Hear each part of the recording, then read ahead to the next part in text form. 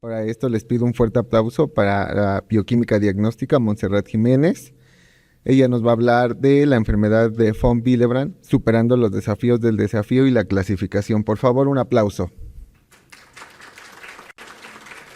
Actualmente ella es subdirectora de la línea de hemostasia en Grupo Licón, es egresada en la licenciatura de bioquímica diagnóstica, cuenta con más de 8 años de experiencia en procesos de estudios hemostásicos, integrando una visión científica y humanística. Es profesora titular del Instituto Licón y ha completado su formación con diplomados en hemostasia, calidad y estrategia de negocios. Por favor, Química. Imaginen ustedes que les dan un reto y les dan un rompecabezas de 1000 piezas, pero a la mera hora les entregan 600 piezas. ¿Qué creen que va a pasar? Es un poco frustrante. Tener un rompecabezas que no está completo no nos deja admirarlo, no nos deja saber realmente qué es lo que estamos tratando, qué queremos ver. Pues algo similar pasa con la enfermedad de von Willebrand. La realidad es que hablar de von Willebrand es ese rompecabezas que a veces no tenemos las piezas completas y el diagnóstico es como el rompecabezas que se queda incompleto y por ende pues no lo podemos admirar por completo. Yo soy Montserrat Jiménez Chavarría, soy subdirector de línea de hemostasia en Grupo Licón y estoy muy contenta de que el día de hoy me hayan dado esta oportunidad de compartir un poquito con ustedes y de intentarle mostrarles las piezas de este rompecabezas que es von Willebrand. Von Willebrand, imagínense que para la coagulopatía hemorrágica, que es la hemofilia A, hemofilia B, hay un día específico para conmemorarlo. Y se habla mucho y hay guías y hay comités y hay reuniones y lo investigamos mucho y lo abordamos mucho en el laboratorio, pero de von Willebrand casi no se habla. Y von Willebrand es 10 veces más frecuente que la misma hemofilia. Por eso es un punto a tratar y es un punto muy importante de abordar en estos foros. Entonces, bueno, vamos a ir hablando un poquito acerca de cómo logramos ir avanzando con este rompecabezas. La enfermedad de von Willebrand es un trastorno hereditario heterogéneo, tanto clínica como genéticamente, que va a ser causado por deficiencias o alteraciones tanto funcionales como cuantitativas de la proteína de factor von Willebrand. Y vamos a ir viendo cómo la proteína por sí misma tiene un amplio cantidad de actividades y también de síntesis. Esto hace que sea tan complejo su abordaje en el laboratorio. ¿Cuántos de ustedes, si yo les pregunto en este momento, cuántos de ustedes, con toda la sinceridad, me podría decir que podrían diagnosticar un paciente con von Willebrand tipo 2B? ¿Ninguno? Bueno, cuando terminemos la plática, les voy a hacer la misma pregunta y ustedes me van a decir quién ya consideraría que tendría más o menos las herramientas, a lo mejor no en su laboratorio, pero sí para solicitar, para poder llegar más allá del diagnóstico. Ok, hablemos de las diferentes funciones de von Willebrand. Les decía, es complejo el abordaje, ¿por qué? Por toda la cantidad de funciones y la síntesis. Entonces, de primera instancia, el von Willebrand va a tener implicaciones tanto en la hemostasia primaria como en la coagulación o lo que conocemos como hemostasia secundaria. En la hemostasia primaria es importante para la adhesión plaquetaria. Se hace una unión al colágeno, a la matriz subendotelial, a través de la glicoproteína 1B95. Puede ser von Willebrand, puede ser colágena, pero es ese primer mecanismo de acción ante la lesión del endotelio. ¿Qué hacen? Las plaquetas se van a adherir al sitio de lesión. Entonces, aquí es importante von Willebrand, ¿no? Tenemos por aquí en la imagen, ya ves,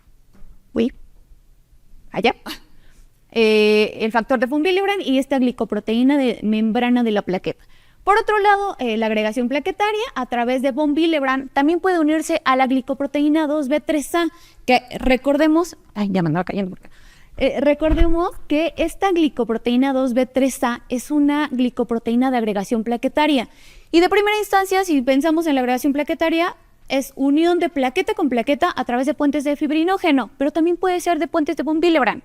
Entonces, von Willebrand en el subendotelio nos hace para adhesión plaquetaria. Unido como puente entre plaqueta y plaqueta, agregación plaquetaria. Y por otro lado, la protección del factor 8. El factor 8 es un factor muy lábil. Saliendo a circulación, las proteasas que se encuentran en circulación se degradarían al factor de von Willebrand, al factor 8. Por esto, von Willebrand tiene importancia porque tiene un sitio de unión que reconoce al factor 8, se pega y evita que sea degradado. ¿Qué creen que va a pasar si no tenemos von Willebrand? Pues no va a haber suficiente para proteger al factor 8, y entonces tenemos cuentas de factor 8 bajas. Un subtipo de von Willebrand es el 2N, que se confunde con hemofilia, y ahora vemos por qué. Está dañado el sitio de unión con el que se pega al von Willebrand, al factor 8, perdón, y entonces baja el von Willebrand, o el von Willebrand puede estar normal, pero el factor 8 está bajo. Y entonces todos piensan que es una hemofilia, y no es hemofilia, es una enfermedad de von Willebrand. Vamos a hacer un pequeño resumen a través de la hemostasia primaria. Lo primero que sucede es que tenemos daño vascular. Hay una pérdida, ruptura de células endoteliales. Entonces queda expuesta el subendotelio, ¿sí? Y las plaquetas, en esta primera imagen, vemos que son esto que conocemos o que vemos en los frotis, ¿no? Esas células discoides. Pero ¿qué pasa cuando hay daño celular? Hay daño del endotelio. Entonces lo que hace es llegar al sitio de lesión para llevar a cabo la adhesión plaquetaria. Y durante la adhesión plaquetaria, la plaqueta sufre, se pega al von Willebrand, que es la adhesión plaquetaria.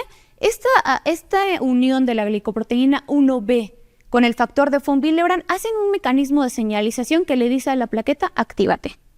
¿Sí? Ya se adhirió, ahora se activa. ¿Y qué creen que va a pasar? La plaqueta tiene dos funciones durante la activación. Por un lado, cambia de forma, es decir, forma unos pseudópodos. Ya no es esa plaqueta que veíamos aquí, ya no es discoide. Forma pseudópodos y empieza a expandirse en el sitio de lesión. Y por otro lado, hace liberación de contenido. Ustedes recordarán que las plaquetas son bien complejas. Yo les digo, son como las de células no comprendidas, porque incluso he escuchado por ahí que hablamos de plaquetas y me dicen, es que son fragmentos celulares. Yo digo, uy, son células, porque son bien complejas y son súper importantes. Estas plaquetas o estas células, entonces cambian de forma, forman pseudópodos y liberan el contenido de sus gránulos. Ese contenido de los gránulos, dentro del contenido hay fibrinógeno, hay von Willebrand. Hay algunas moléculas que nos permiten atraer más plaquetas al sitio de lesión para promover el siguiente paso, que es la agregación plaquetaria. Durante la agregación plaquetaria, las plaquetas se van a unir a través del receptor de la glicoproteína 2B3A, ya sea por puentes de fibrinógeno o por puentes de von Willebrand con otras plaquetas. Y entonces vamos a tener el agregado de plaquetas que conocemos. ¿Hasta aquí no los perdí? Muy bien. La enfermedad de von Willebrand puede también surgir o tener una variante que se llama síndrome adquirido de von Willebrand. Es decir, tenemos deficiencias de la molécula de von Willebrand, pero no desde un lado genético, sino desde un lado adquirido. Y puede ser múltiples enfermedades que pueden llegar a desencadenarnos estas deficiencias de la molécula. Por ejemplo, afectaciones linfoproliferativas como una leucemia linfocítica crónica, mieloproliferativas como una trombocitemia, cardiovasculares, inmunológicas como el hipotiroidismo. Puede ser una condición que quizás es más frecuente y que también nos puede estar generando problemas o deficiencias de factor de von Willebrand, sin ser una enfermedad de von Willebrand per se, por herencia, ¿sí? Raramente también algunas enfermedades autoinmunes o bien el uso incluso de algunos tratamientos pueden llegar a generar estas deficiencias. Ahora, para hacer el diagnóstico. El diagnóstico es complejo, ¿por qué? Porque aquí es donde ayer mencionaban nuestros ponentes algo bien interesante y es, este tipo de eventos permiten que convivan el médico, el químico y todos los que estamos relacionados con el cuidado del paciente, los cuales debemos tener una comunicación muy estrecha. ¿Por qué? Porque el diagnóstico, díganme ustedes, una enfermedad que la haga solo el laboratorio. O una enfermedad que el médico el paciente vaya a ver al médico y haga el diagnóstico solo. No hay. Básicamente tenemos que trabajar en equipo. Y justo esta enfermedad nos indica que el diagnóstico se tiene que hacer a través de evaluar las manifestaciones clínicas que están asociadas con sangrado. ¿Sí? Les decía, von Willebrand es una coagulopatía hemorrágica. La historia familiar, porque recordemos que está ligada directamente a la herencia. Y el laboratorio. Entonces, se tienen que hacer en conjunto. No, una es prioridad con respecto a la otra. Las tres son muy importantes para llegar a un correcto diagnóstico. En cuanto a las manifestaciones clínicas, como toda coagulopatía hemorrágica, lo que vamos a ver son hemorragias. Sin embargo, tiene algunas características diferentes o que nos van a ayudar a hacer esta diferencia, con una coagulopatía hemorrágica como lo es la hemofilia. Tenemos hemorragias posparto, sangrados en mucosas orales. Generalmente, von Willebrand transcurre en sus, vamos a ver que hay varios tipos de la enfermedad, pero generalmente en sus tipos leves transcurre con sangrados de tipo mucocutáneo, a diferencia de la hemofilia. ¿Recuerdan cómo son los sangrados con la hemofilia? Lo grave de la hemofilia es que son sangrados en articulaciones que llegan incluso a imposibilitar o invalidar a los pacientes. Con von Willebrand dependemos del tipo de enfermedad, pero las que llegan a ser leves incluso pueden pasar desapercibido por mucho tiempo. Y suelen ser en mucosas, hemorragias gastrointestinales, sangrado post-extracción dental. Muchas de los diagnósticos de enfermedad de von Willebrand son porque fui a hacerme una extracción dental, que quizás para cualquier paciente o para cualquier individuo se hace la extracción dental y no va a pasar de ahí. Pero entonces tenemos casos de pacientes que fueron por una extracción dental y regresaron por un problema de hemorragia que no podían controlar. Y ahí se dieron cuenta.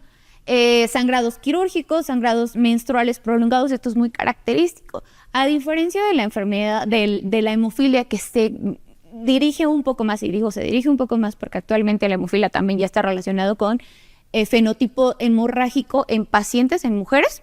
La enfermedad de von Willebrand tiene mayor predominio en mujeres. ¿Sí? En el caso de la hemofilia está dirigido hacia los hombres. Y en el caso de la enfermedad de von Willebrand va dirigido hacia las mujeres predominantemente. Ok, la herencia, hablábamos de que era una enfermedad hereditaria. La herencia de la enfermedad puede ser autosómica dominante o autosómica recesiva, y esto también lo hace complejo, porque no es como la mayoría de las veces, o es autosómica dominante o es autosómica recesiva. Dependerá del tipo o del subtipo de enfermedad, de qué tipo de herencia depende. Ajá. La mayoría de los tipos de enfermedad se heredan de forma autosómica dominante, mientras que los tipos o subtipos T3 y 2N se heredan de forma autosómica recesiva.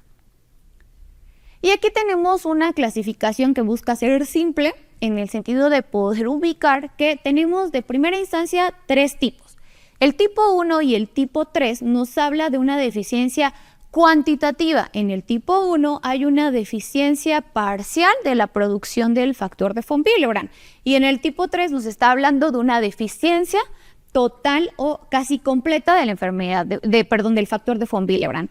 Y acá lo interesante se pone con estos subtipos 2A, 2B, 2M y 2N. En el 2A vamos a observar la disminución de la adhesión plaquetaria dependiente de von Willebrand. Ya vimos qué importancia tiene von Willebrand en la adhesión plaquetaria. Durante la 2B vemos lo contrario, un incremento en la afinidad por la glicoproteína 1B.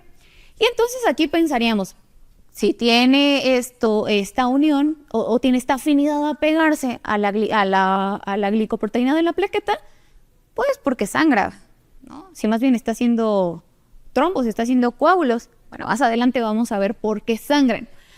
La 2M es una disminución de la adhesividad plaquetaria dependiente del factor de von Willebrand con la glicoproteína 1B, sin deficiencia selectiva de los multímeros de alto peso molecular. La 2N es una disminución marcada en la afinidad del enlace de von Willebrand para unirse con el factor 8. Esta se llama 2N o también conocida como Normandy. Enfermedad de von Willebrand Normandy. ¿Por qué? Porque es muy parecido o tiene el comportamiento muy similar a la hemofilia. Y les decía, bueno, el tipo 3, que es una deficiencia completa. Y en esta columna les puse el patrón de herencia, dependiendo de la variante. Aquí con el tipo 1 se me olvidaba mencionarles que actualmente está el tipo 1, ¿sí? Que es una deficiencia leve en la producción de von Willebrand, del factor de von Willebrand, y el tipo 1C, que nos habla de que el factor de von Willebrand se secreta, pero tiene una vida muy corta. Estamos hablando de que en promedio el factor de von Willebrand llega a durar hasta 8 días, y en el caso de la variante 1C pues dura mucho menos tiempo, entre 2 y 4 días, perdón, dije días, entre horas, 3 a 4 horas, cuando tiene una depuración acelerada en el 1C, y hasta 8 horas en su vida normal, ¿no? del factor de von Willebrand. Ahora, fenotipos de laboratorio que pueden ser similares o que tienen comportamientos muy similares y con quienes se tiene que hacer un diagnóstico diferencial de la enfermedad de von Willebrand. La hemofilia A, la hemofilia B, por esto que les platicaba, la trombocitenia de Glanzmann, el síndrome de Bernard-Soulier, la enfermedad de von Willebrand tipo plaquetario, que es una pseudo enfermedad de von Willebrand, y los síndromes mieloproliferativos o anticuerpos antifactor de von Willebrand, ¿sí? Que sería una enfermedad de tipo adquirida. En el caso del síndrome de Bernard-Soulier se hace un diferencial con el comportamiento de cómo vemos una agregación plaquetaria y cómo vemos el cofactor de ristocetina. Entonces, si ustedes hacen una agregación plaquetaria con un paciente con enfermedad de von Willebrand y hacen una agregación plaquetaria para Bernard-Soulier, van a ver que si colocan ADP, ácido araquidónico, epinefrina, colágeno, van a tener una agregación normal, pero al colocar ristocetina va a bajar la agregación. Es el mismo comportamiento con un paciente con deficiencia de von Willebrand. ¿Cuál es el diferencial? Que si ustedes hacen un cofactor de ristocetina, entonces van a ver la actividad de la prueba de cofactor de ristocetina disminuida. Entonces esas son como pruebas diferenciales que podemos hacer con este tipo de alteraciones. Algunos números que creo que les van a causar interés. La prevalencia general, bueno, se estima que el 1% de la población mundial presenta alguna de las formas de la enfermedad de von Willebrand. ¿Cuál creen ustedes que es la más frecuente? La naturaleza es bien sabia, la 1, porque incluso puede pasar desapercibido. Ha habido hasta el 45% de pacientes que pasan desapercibida la enfermedad. ¿Y cuál creen que sea la menos frecuente? La 3, porque ahí sí estamos mal. Les digo, la naturaleza de qué sabía, de sabía. Formas severas, entre el 0.5 o 5 por millón viven con esta enfermedad severa. No es nada despreciable, creo que sí son algunos datos que nos deben alarmar. Ahora, ¿cuál es la situación en México? Los estudios clínicos seleccionados en un grupo de alta sospecha donde se trabajaron 133 pacientes con sangrados crónicos revelaron que de 53, o sea, el 40% fueron diagnosticados con la enfermedad, el 88.7% con tipo 1, el 7.5% con el tipo 2A, que suele ser el más frecuente, y el 3.8% con el tipo 3. Y un dato interesante, la población mexicana tiene alta prevalencia de grupo sanguíneo O 0, ¿sí? ¿Y qué creen? Que el grupo sanguíneo tiene una relación directa con el factor de von Willebrand. Aproximadamente reduce el 25% con respecto a los otros grupos sanguíneos. Entonces, generalmente aquellos que somos O 0, tenemos menos von Willebrand todavía, pero eso es un factor, digamos, normal, ¿sí? Está relacionado con el grupo sanguíneo. Además, el factor de von Willebrand, les digo, es bien interesante porque es como la trombina que anda por todos lados y por ahí vemos que tiene muchas actividades. El factor de von Willebrand también es un factor de fase reactante. Quiere decir que durante eventos inflamatorios o situaciones complejas vamos a ver que se nos está elevando. Por eso es muy importante en qué momento se le envían a hacer estas pruebas al paciente. No puede ser durante un momento donde puede estar condicionando un proceso inflamatorio porque eso nos puede elevar falsamente la concentración o la disponibilidad del factor de von Willebrand y entonces enmascararnos una deficiencia. Eso es algo que el médico debe de tomar en consideración. Un paciente que viene por un traumatismo y lo tengo hospitalizado y le voy a hacer en ese momento la toma, no nos va a funcionar. Otra condición que puede elevarnos, ya que ayer hablaban del embarazo, el embarazo es una condición que puede elevarnos la concentración de von Willebrand, como puede elevar el factor 8, como puede elevar von Willebrand, factor 8 fibrinógeno, ¿no? Como reactantes de fase aguda. Ahora, hay errores y retos en el diagnóstico. Hacer el diagnóstico de esta enfermedad es compleja, ¿no? Es una complejidad de inicio, la complejidad técnica. La enfermedad de von Willebrand requiere múltiples ensayos. Generalmente hablamos de von Willebrand y ¿qué pensamos? Pues mándale a hacer un antígeno. Pero no solo el antígeno, vamos a ver que el antígeno solamente nos va a decir la cantidad de factor de von Willebrand que tiene el paciente. pero ya vimos que hay varios subtipos. Y entre ellos está si se pega al factor 8, si tiene esta capacidad de pegarse al factor 8, que si tiene una buena unión con las proteínas, con las glicoproteínas de las membranas plaquetarias o no, que si tiene una buena cantidad. Entonces, por eso es que les decía, es como un rompecabezas. Necesitamos todas las piezas para poder hacer este diagnóstico. Cofactor de ristocetina, multímeros de von Willebrand, incluso finalmente pruebas genéticas. Hay una alta tasa de errores. Entre el 7 y el 22% de los errores diagnósticos en estudios de confirmación. Y aquí viene un poco, voy a retomar esta pregunta que les hacía. ¿Quién de ustedes podría identificar o diagnosticar una enfermedad de von Willebrand tipo 2A o 2B? La 2B vimos que tenía una alta afinidad por la glicoproteína 1B de la plaqueta. Generalmente este tipo de subtipo, lo que hace es que tiene tanta afinidad que se pega. Y me dirían, bueno, pero entonces el paciente no sangra, el paciente forma trombos. Y no, paradójicamente sangra. ¿Por qué? Porque sí está reclutando el factor de von Willebrand que se está pegando a las plaquetas y sí está haciendo micro trombos. Pero ¿qué creen? El factor de von Willebrand no está disponible en el lugar donde debería de estar. Entonces, lo que tenemos ahí son riesgos de sangrado y también formaciones de petequias. O estas marquitas en mucosas que nosotros identificamos a lo mejor como alteraciones como las púrpuras, que en realidad la púrpura no es una enfermedad, es la coloración, no es una sola enfermedad, es la coloración de la piel que se genera por esta extravasación, ¿sí? Entonces, bueno, de aquí les decía, lo complejo de poder evitar, de no poder hacer el diagnóstico. ¿Por qué? ¿Han escuchado ustedes a los médicos que les dan desmopresina a los pacientes que tienen baja concentración de von Willebrand? ¿No? ¿No tiene? Le doy desmopresina. ¿Y saben qué hace la desmopresina? ¿Cuáles son las fuentes de secreción del factor de von Willebrand? Son dos. Por un lado, las células endoteliales, ¿sí? La célula endotelial va a sintetizar, de primera instancia, monómeros de von Willebrand, luego se dimerizan en el retículo endoplásmico y pasan al Golgi para hacer una multimerización, ¿sí? Se sintetizan y son guardados en los sitios de Weber-Pallas. Después son secretados a la circulación. Entonces son de excreción de células endoteliales. Lo que hace la desmopresina es motivar a que la célula endotelial haga la secreción de estos multímeros de von Willebrand. ¿Y qué creen que va a pasar? Pues dirías, bueno, va a secretar lo que le está haciendo falta al paciente. Voy a incitar a la célula en que saque más factor de von Willebrand. Pero no les va a funcionar con pacientes que tengan una enfermedad tipo 2B. Al contrario, voy a tener un paciente que tiene mayor riesgo de sangrado y que se está llevando más factor de von Willebrand.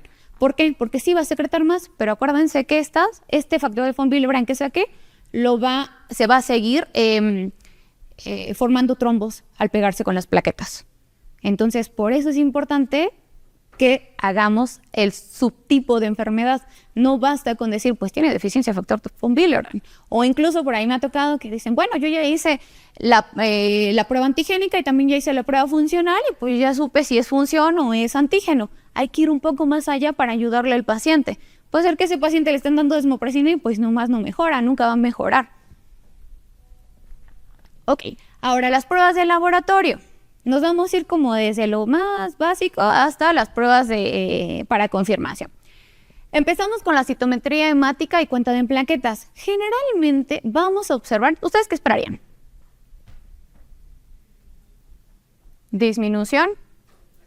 En algunos casos, ¿en cuál? Típicamente observaríamos la cuenta normal y la morfología normal. Salvo en algunas situaciones, como la 2B, llegamos a observar una cuenta ligeramente disminuida y plaquetas un poco más grandes de lo normal. Esta característica se podría como confundir con un Bernard-Soulier. En Bernard-Soulier vemos unas plaquetas gigantes, vemos una cuenta de plaquetas reducida. Bueno, ahí es donde entra que se puede llegar a confundir con esta otra enfermedad. Pero típicamente lo que estamos observando es unas cuentas normales y morfologías normales. Después hacemos tiempo de sangrado. Ojo con el tiempo de sangrado, lo puse ahí.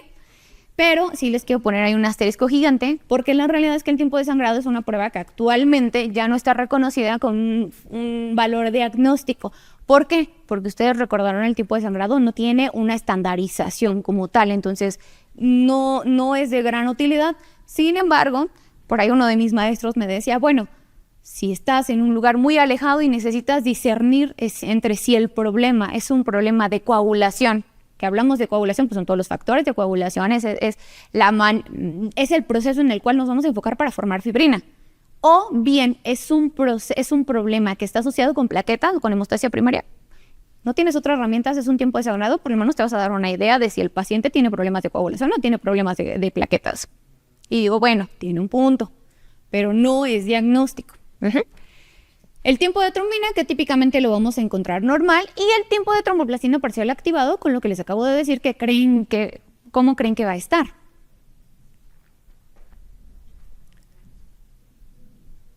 ¿Quién nada más? O largo, o normal. ¿Cómo? Alargado. Alargado. ¿Por qué? ¿Por qué no pega? Por el factor 8. El TTPA nos evalúa la vía intrínseca de la coagulación y en la vía intrínseca está el factor 8 y dijimos que el factor de von Willebrand se pega al factor 8 para protegerlo. Si no se pega el factor 8 o si no tengo una cantidad suficiente que pueda cubrirme al factor 8, entonces vamos a ver cuentas de factor 8 bajo y por ende prolongación del TTPA. Y es TTPA, por favor. Porque por ahí luego dicen el TPT y acuérdense que eso no está correcto. Lo correcto sería TTPA porque es tiempo de tromboplastina parcial. Lo que estamos haciendo parcial es la tromboplastina, no el tiempo. Sí, muy bien. Cuantificación de fibrinógeno y tiempo de trombina también típicamente se encuentran normales. Ahora, existen guías. Híjole, van a decir, pero es bien complejo el diagnóstico. Sí, pero para eso también existen guías. Recomendación. Vamos a irnos con guías que nos ayuden a estandarizar en medida de lo posible cómo vamos a hacer estos diagnósticos. Entonces, está la ASH y está la ISTH para dar seguimiento a estos pacientes. Pacientes en quienes se sospecha la enfermedad de von Willebrand. Entonces, vamos a utilizar herramientas de valoración con el tipo de sangrado, con la herencia, con la sintomatología clínica. Y después vamos a ver cómo está el puntaje hemorrágico. Puede ser positivo o anormal o bien un puntaje hemorrágico negativo. Si es negativo ese puntaje, pues entonces descartamos la enfermedad de von Willebrand. Pero ¿qué va a pasar si este puntaje hemorrágico es positivo? Entonces nos vamos a ir con los tiempos, las primeras pruebas de escrutinio, ¿sí? Y después vienen pruebas de laboratorio. Imagínense que ya tenemos la sospecha del clínico donde dice, bueno, puede ser una enfermedad de von Willebrand, estamos ante una enfermedad hemorrágica, una coagulopatía hemorrágica, entonces voy a ir a las pruebas diagnósticas de primera línea. Y las primeras son el factor 8 coagulante. ¿Por qué? Porque en primera instancia voy a tener que discernir entre si no es una hemofilia. Y lo que vamos a ver es la función de la unión del factor de von Willebrand al factor 8 de manera indirecta. Nos va a medir justo la capacidad de la actividad coagulante del factor. Después tenemos el factor de von Willebrand antígeno. ¿Qué nos va a medir esta prueba? Pues prácticamente la cantidad de factor que tenemos disponible y generalmente suelen ser métodos inmunológicos o inmunoturbidimétricos los que nos ayudan a hacer estas pruebas. El factor de von Willebrand, cofactor de ristocetina. Esta prueba nos va a ayudar a medir la actividad del factor de von Willebrand y nos valora básicamente la interacción que tiene el factor de von Willebrand o esa capacidad que tendrá de unirse a la glicoproteína 1B95 de las plaquetas. Finalmente, ensayos de unión a colágena. Cofactor y unión a colágena, las dos nos van a ayudar a discernir o a evaluar la capacidad funcional de la molécula. Para la dosificación de factores, en términos muy generales, pues básicamente la prueba consiste en que vamos a realizar una dosificación de factores donde colocamos, es como si hicieran un TTP, solo que a diferencia del TTP vamos a combinar con el 50% de un plasma normal, ¿sí? Que esto es un plasma deficiente del factor que buscamos. Entonces, ¿qué quiere decir? que ustedes sospechan que no o quieren evaluar la capacidad del factor 8, entonces agregan el plasma del paciente y agregan una parte de un plasma que tenga todos los factores a excepción del factor que buscan, que en este caso sería el 8. ¿Para qué? Para evidenciar. Yo le estoy dando todo lo que le haría falta al plasma y entonces solamente voy a dejar expuesta el factor que busco. Y voy a hacer como un TTPA. Voy a dejar que se incube, después voy a agregar el reactivo iniciador, que será el cloruro de calcio, y voy a esperar a ver cuánto tiempo tarda en coagular esa muestra. Ese tiempo se interpola en una gráfica o en una curva de calibración y entonces vamos a poder dar un resultado en porcentaje de actividad del factor. Las otras pruebas que mencionábamos son actividad del factor 8, factor de von Willebrand, y el von Willebrand antígeno. Básicamente para hacer estas pruebas ya son automatizadas y entonces lo único que vamos a hacer es, en el caso del antígeno, colocar la muestra del paciente con un reactivo que son partículas de látex que están recubiertas con anticuerpos monoclonales que reconocen específicamente al factor de von Willebrand. Y entonces pues vamos a ver ahí a través de una prueba inmunoturbidimétrica los cambios de densidad óptica cuando haya esta aglutinación. Y también lo que vamos a reportar es un porcentaje de actividad, un porcentaje de la capacidad del factor de von Willebrand, que nos hablará realmente de la cantidad de factor de von Willebrand presente.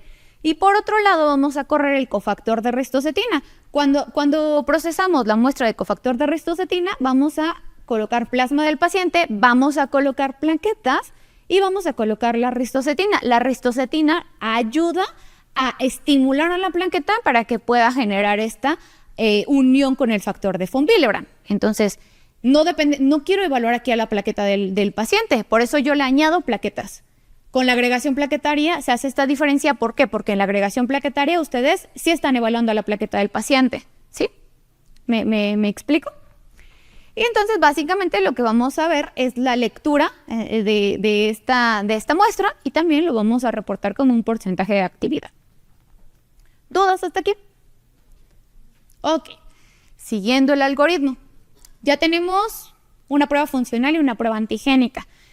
Las guías nos dicen que tenemos que orientar entre si es un tipo 1 o es un tipo 2, o sea, es un tipo de función o es un tipo que está ligado con la cantidad o con la función.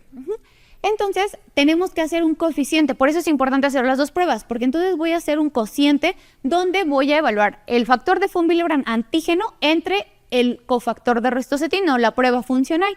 Y entonces lo que voy a observar es que si es menor a 0.7, tenemos una sospecha alta del tipo 2.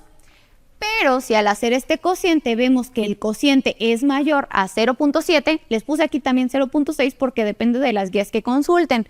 Una guía nos dice 0.7, otra guía dice 0.6. Igual, mientras vayamos haciendo el algoritmo de la guía que ustedes seleccionen, elegimos el punto de corte. Entonces, si es así, la sospecha es alta en el tipo 1. ¿Sí? Y de esa manera vamos a discernir. Ok, ya sé, ¿es tipo 1 o es tipo 2? Hasta aquí ya vamos avanzando. Ahora, ¿qué nos dicen las guías? Seguimos con estas pruebas. Factor de von Willebrand antígeno, actividad del factor de von Willebrand, dependiente de las plaquetas y el factor 8 coagulante. Lo que vamos a observar aquí es niveles de von Willebrand por arriba del 50%, se descartaría la enfermedad von Willebrand. Niveles entre el 30 y el 50%, ¿no hay hemorragia o hay hemorragia? Eso también lo tenemos que evaluar. Si hay hemorragia, entonces nos vamos a este lado, al cociente de la actividad del factor de von Willebrand dependiente de plaquetas. O bien, si es que desde el inicio los niveles del factor de von Willebrand están por debajo del 30%, voy a hacer el cociente con respecto a la actividad y esto que les mencionaba. ¿Sí? Si está por arriba del punto 7, entonces nos dirigimos a un tipo o orientamos a un tipo 1. Pero si está menor al 0.7, es un tipo 2. O vamos a orientarnos hasta tipo 2. Presunto tipo 2. Hasta no demostrar lo contrario.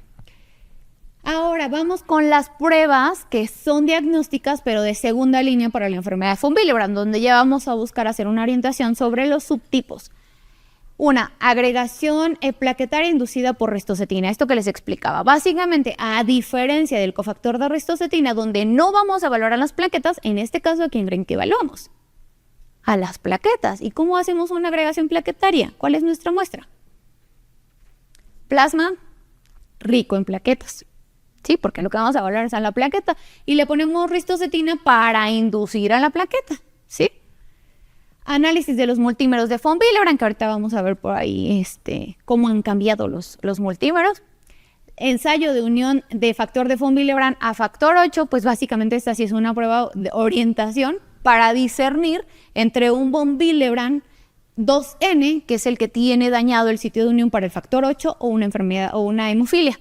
¿Sí? Por aquí vamos a discernir, ¿está bajo el factor 8 porque esté deficiente o está bajo porque no está siendo cubierto por el factor de von Willebrand y lo están degradando? Y finalmente, el von Willebrand propéptido, ¿han escuchado de esta prueba? Es una prueba inmunológica también. Y el propéptido básicamente es un pequeño corte que se le hace al von Willebrand antes de que sea secretado, y entonces eso es lo que se conoce como propéptido, y tiene una vida corta mucho menor, y es justo cuando esta prueba nos ayuda a diferenciar entre el tipo 1 y el tipo 1C. Ahorita vamos a ver cómo. Ok, aquí hay otros cocientes. Vamos a ver que estas pruebas no se pueden interpretar solas, sino se interpretan con base también en esta relación a través de un cociente. Si hacemos un factor 8 coagulante y lo que obtengamos lo dividimos entre el factor de von Willebrand antígeno y tenemos esta relación de que es menor a 0.7 o a 0.6, entonces tenemos una sospecha del 2N. Hasta aquí vamos en el algoritmo. Y después tenemos otro que nos va a cambiar un poco hacia el diagnóstico, orientarnos hacia otro subtipo, donde vamos a ver que hacemos una evaluación del factor de von Willebrand propéptido entre el factor de von Willebrand antígeno, y si observamos que este cociente es mayor a 2, entonces la depuración está acelerada. Si confirmamos que es la depuración la que está acelerada, entonces orientamos el diagnóstico a una enfermedad de von Willebrand tipo 1C. ¿Sí? ¿No los estoy perdiendo? O más o menos. Ok. Entonces vamos aquí en Con estas pruebas de función y antígeno nos habíamos quedado aquí, ¿sí? Y entonces vimos que si era mayor a 0.7, la enfermedad de von Willebrand tipo 1. Y si es menor a 0.7, disculpen, pero yo tengo muchos problemas desde el preescolar con estos signos, pero espero no equivocarme. Si es menor a 0.7, entonces es un tipo 2.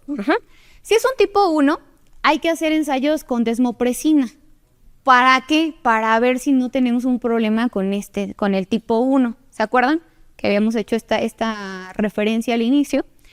Y en caso de ser tipo 2, entonces hay que hacer las pruebas funcionales, factor de von Willebrand, unión a colágena y la prueba de antígeno, y también el análisis de los multímeros de von Willebrand.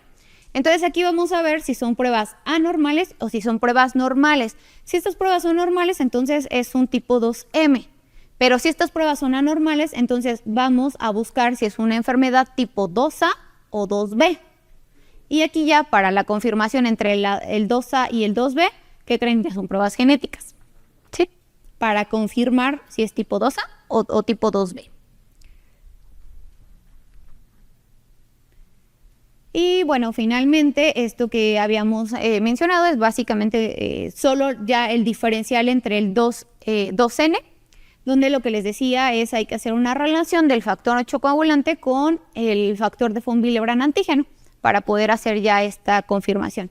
La confirmación del tipo 2N se puede hacer con pruebas genéticas o también con hay en el mercado una ELISA que justo nos ayuda a evaluar la capacidad que tiene el factor de von Willebrand para unirse al factor 8. Entonces, factor de von Willebrand unión a factor 8. ¿Dudas hasta aquí? Si se dan cuenta es como ir siguiendo el algoritmo, pero ¿cuántas pruebas llevamos hasta ahorita? Pues ya varias, ¿verdad? Ya perdimos la cuenta. Para cerrar, multímeros de von Willebrand, ¿no? Se pueden separar en 4 grupos, ¿sí? Y es básicamente, ustedes saben que les decía, se hacen primero monómeros de von Willebrand. Son secretados y entonces llegan al retículo endoplásmico y se van a dimerizar esos monómeros de von Willebrand. van a pasar al aparato del Golgi y entonces se van a multimerizar para ir secretando justo multímeros de von Willebrand. Pero cuando salen a la circulación, ustedes han escuchado de aquella seriproteasa que es Adams 13. ¿La han escuchado? ¿Les han pedido en algún momento Adams 13? Bueno, ¿qué creen que hace Adams 13? Corta a los multímeros de von Willebrand. Entonces lo que tenemos en circulación es una cantidad, es una gran cantidad de multímeros de diferentes tamaños. Algunos muy pequeños, otros muy grandes, depende justo de los cortes que se haya hecho. En algún tipo de púrpura hay un problema con esta enzima que no está cortando, y como no corta los multímeros de von Willebrand, entonces vamos a ver una cantidad importante de multímeros de alto peso molecular, ¿sí? Ok, entonces les decía, aquí lo que observamos es que se pueden separar en 4 grupos con las técnicas actuales: multímeros de peso molecular bajo, multímeros de peso molecular intermedio, multímeros de peso molecular alto y los multímeros de peso molecular ultra alto, ¿sí? Imagínense que si tenemos un super multímero, ¿qué creen que va a hacer? Va a hacer que las plaquetas se peguen más y que entonces se formen microtrombosis en sitios donde están justo estos multímeros disponibles. Por eso es que tampoco es tan bueno que la mayoría de multímeros que tengamos en la circulación sean los multímeros de mayor tamaño, los más grandes. Anteriormente, hablar de los multímeros o de hacer una evaluación de multímeros era complejo porque ¿alguno de ustedes ha hecho electroforesis en gel de agarosa? Claro. Sí. ¿Y qué experiencia tienen? Yo no lo hice, solo fui ayudantita. Pero de que me acuerdo que eran al menos 3 días, eran 3 días. Hace el gel, que coloca bien la muestra, que corra bien. De verdad es un dolor de cabeza. Entonces, pues evidentemente no se hacían los multímeros. Todos se mandaban al extranjero. Al día de hoy hay técnicas semiautomatizadas que nos permiten llevar de 72 horas de proceso los multímeros a 7 u 8 horas de proceso en el laboratorio. Entonces esto está haciendo que el diagnóstico cada vez se vaya complementando más o formando más con las pruebas que son requeridas. Y es algo como lo que ven aquí. Entonces ya están las plaquitas de gel disponibles y prácticamente se meten al instrumento, se coloca la muestra y se dejan corriendo en el instrumento. Les digo que es semiautomático porque en realidad pues nosotros tenemos que colocar las muestras. Sí, no es que lo metamos y él haga todo el proceso, pero pues ya prácticamente todo está preparado, es solamente montar. ¿Qué ventaja tiene la automatización de estos multímeros? Pues que son más rápidos, tenemos resultados en el mismo día, esto nos va a generar reducción de costos, porque no tenemos que estar mandando y además vamos a tener un cliente satisfecho. Todos buscamos, o todo esto que estamos haciendo es en pro del paciente. Es más reproducible, es más fácil, método semiautomático. Se puede incluir junto con las pruebas de diagnóstico que vimos anteriormente y es una fácil interpretación. ¿Por qué? Porque estos se pueden conectar a algunos software que nos permiten graficar y ver de una manera mejor o más visible, más atractiva para nosotros la interpretación de estos resultados. Entonces, pues básicamente disponen de kits donde ya viene todo preparado. Y el proceso es sencillo, prácticamente es el tratamiento de las muestras, aplicamos las muestras en el gel, luego la electroforesis en gel de agarosa, se separan las proteínas del plasma con base en su peso molecular. ¿Cuál creen que va a correr más lejos? Las de menor peso, y se van a quedar las de mayor peso, exactamente. Luego hacemos una inmunofijación de los multímeros con un antisor específico, antifactor de von Willebrand. Y vamos a hacer la revelación de estos multímeros utilizando un anticuerpo marcado con peroxidasa para que podamos por fin visualizar los multímeros utilizando una solución de revelación. Entonces, básicamente esto ya no suena tan complejo, ¿verdad? Y vemos algo así. Entonces, lo que vamos a ver es la separación de los multímeros de bajo peso molecular, que son los que corren más lejos, los multímeros de peso molecular intermedio y los multímeros de alto peso molecular. Esto algunas veces llega a ser complejo, ¿no? Como lo que nos mostraban en una charla anterior. Es complejo ver estas cosas. Entonces, al día de hoy ya existen algunos software que nos permiten justamente hacer el escaneo de estos geles y mostrarnos unas gráficas que puedan llegar a ser mucho más fáciles para nosotros y para su interpretación. Entonces, vemos algo así.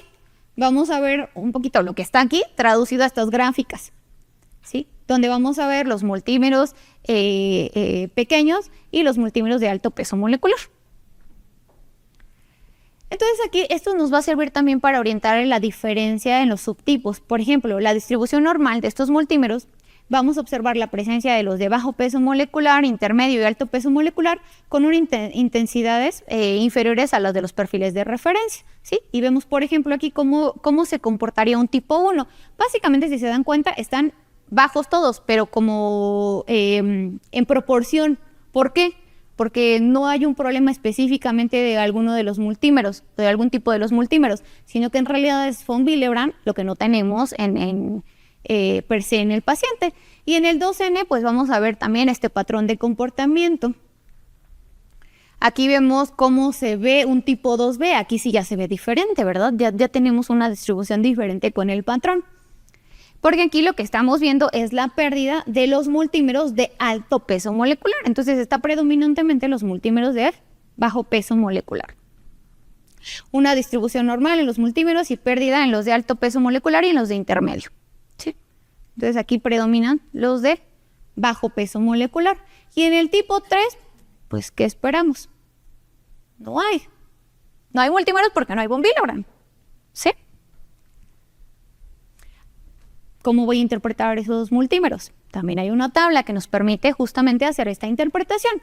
Si es un tipo 1, el perfil de multímeros tenemos una distribución normal con disminución global de todos los multímeros, como lo vimos. Una interpretación pues es un deficiente cuantitativo parcial. Y en el tipo 2A faltan los multímeros grandes, al igual que en el tipo 2B. Solo que aquí hay un defecto cuantitativo en el ensamblaje o en la estabilidad y aquí tenemos una eliminación aumentada por unión a la glicoproteína 1B. ¿Se dan cuenta? Es como ir haciendo ahí la relación de si se parece, pero tiene esta pequeña diferencia. Después, en el tipo 2M hay una distribución normal o levemente alterada y está asociada con defectos funcionales sin pérdida de los multímeros grandes. Y finalmente, bueno, en el tipo 3, lo que les mostraba, hay una ausencia completa de los multímeros y es un deficiente cuantitativo total. Entonces, por eso es que están disminuidos todos. Conclusiones. Aparte de que los veo con carita de ¿qué?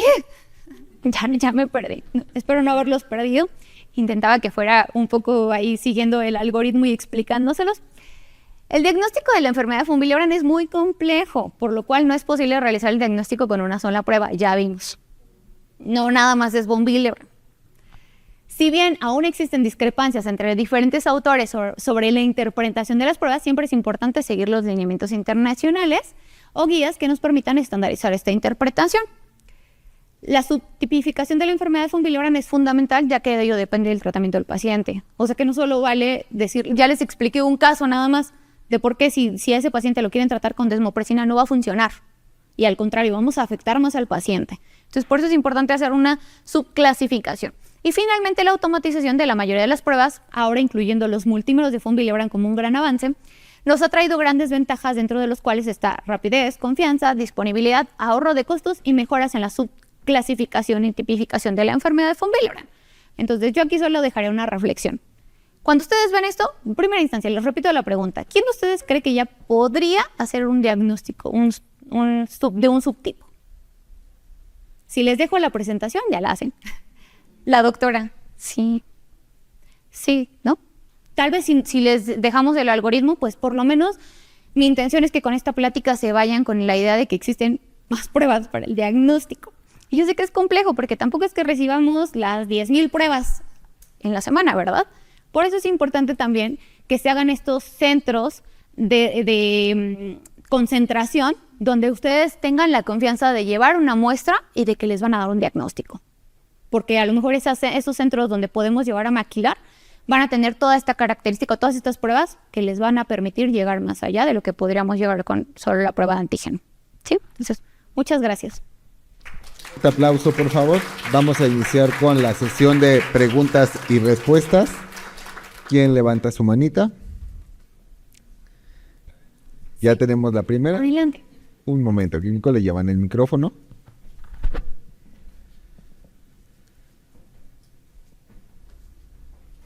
Buenas tardes.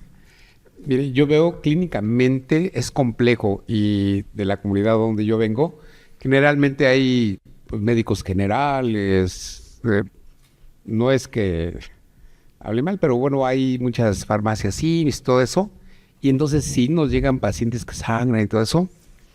Y el médico, pues, como que está perdido. Le manda sus tiempos de coagulación. Sí hemos visto TPs normales y TPTs prolongados. Y entonces, pero se pierde. Yo la verdad es que no sé qué les den. Pero clínicamente habría que ver esto que usted nos dio en la presentación, sangrados leves de encía, todo eso, porque es diferente a las hemofilias, que es... Entonces, aquí yo creo que sí, para nuestros casos, sería meternos más en esta situación y poder orientarles a los médicos que le hagan. A mí me llegó por ahí un factor, pero el paciente no quiso por la cuestión económica. Digo, bueno, ya sí.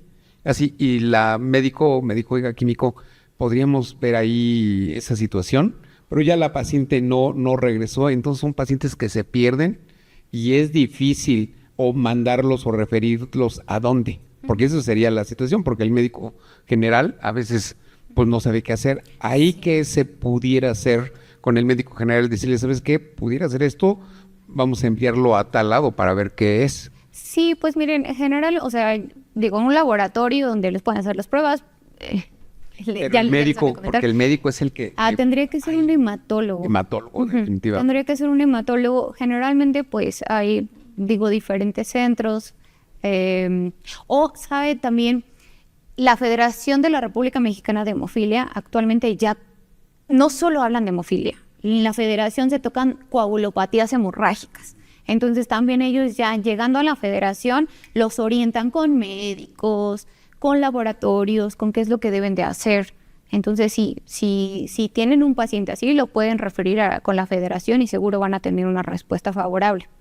Sí, la verdad es que este trastorno, híjole, nos ha tocado que justo se dan cuenta personas que tienen toda la vida con, es que a mí me sangraba la nariz, pero me decían que pues era por el sol. O chiquitas, ¿no? O que ya no son tan chiquitas, ya son adultas, y entonces refieren, no, pues es que yo tenía sangrados menstruales súper abundantes y de mucho tiempo, pero van a una consulta médica y les preguntan, ¿y cuál es el sangrado, tu sangrado menstrual? Normal.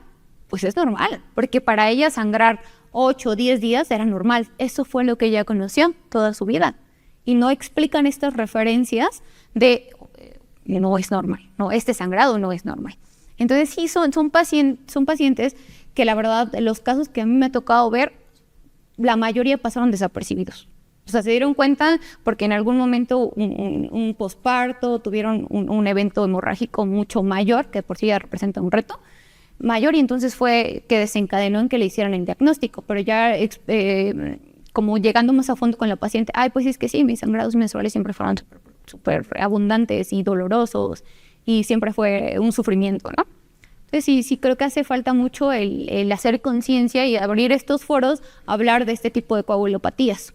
Les digo, hacemos mucho énfasis en hemofilia y seguro ustedes han escuchado del Día Mundial de la Hemofilia y conocemos mucho de la hemofilia y de von Willebrand. Es bien raro que se hable, pero es más frecuente, 10 veces más frecuente que hemofilia.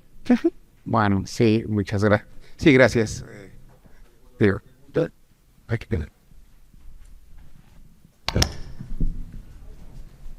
Gracias. Muy buena su presentación. Muchas gracias.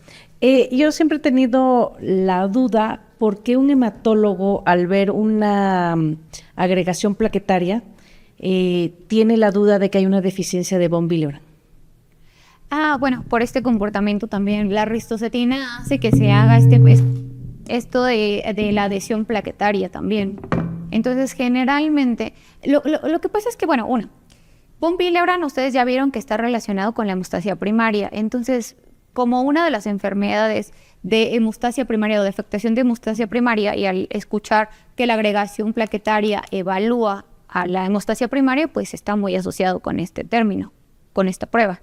Yo me quiero imaginar que va por ahí.